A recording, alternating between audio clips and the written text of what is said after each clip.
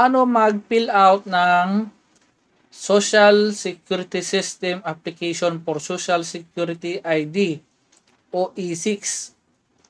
Ito rin ay ginagamit sa mga pagpapareprint. Halimbawa na wala yung SSS ID mo, UMED, nawala or ninakaw, na-damage. Kailangan mo rin to. Paras lang to sa pag-apply ng bagong ID. Okay. Dito sa SS number, yung SS number ninyo, lalagay ninyo dyan. Surname o apelyido, lagay mo rito, Pinduko. Yung pangalan mo, given name, Pedro. Middle name mo o gitnang pangalan, De La Cruz. Date of birth o kapanganakan, June, yung buwan, yung mauna, tapos yung araw, 19, year, 2011. Nakalagay dito, do you want your date of birth to appear on the ID card? Gusto ba ninyong malagay ang araw ninyong kapanganakan sa iyong card? Yes kung oo, no kung hindi. Chichikan nyo dyan. Gender o yung kasarian, lagay mo lalaki or babae.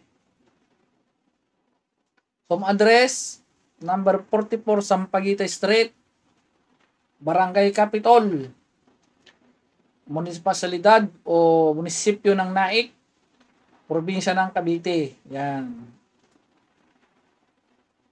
Postal, search niyo sa Google. Lalabas na yan.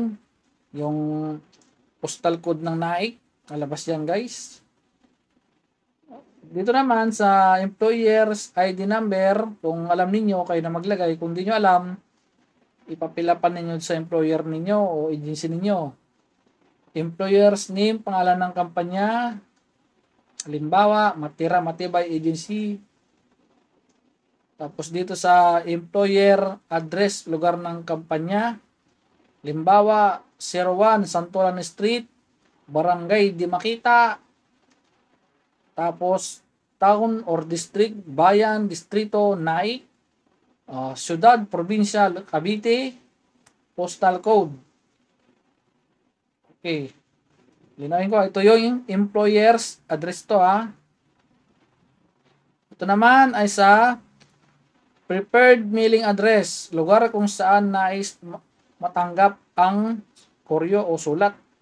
Sa tirahan mo or sa employer mo. Sa company o sa office. Chichikan mo dyan. Mamili ka dyan. Dito naman sa purpose o layunin. Ano ba? Ba't ka ba pumunta rito? Bakit ka ba nag-fill up ng E6? Kung halimbawa, kukuha ka ng ID, first timer, chikan mo to. Yan, mamimili ka lang dyan. Kung loss, pagkawala, kailangan mo yan, chikan mo.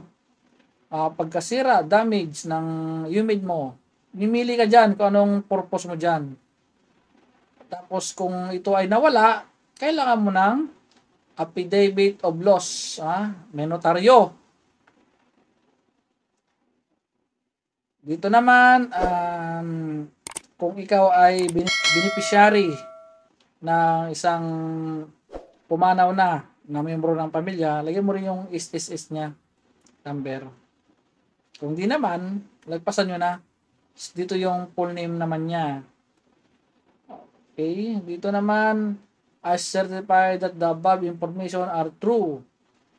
Ako ay nagpapatunay na ang aking mga isinaad ay totoo. At ikaw ay pipirma rito. Lagda. Ito naman, use SS, Ito naman, for SSS use. Sa sa SSS na to, yung may empleyado. Ganun din dito. Ito naman, yung mga reminders, kung tawagin, documents required, you are qualified, ganyan. Basahin nyo yan mga yan. Etc. Instruction. Okay.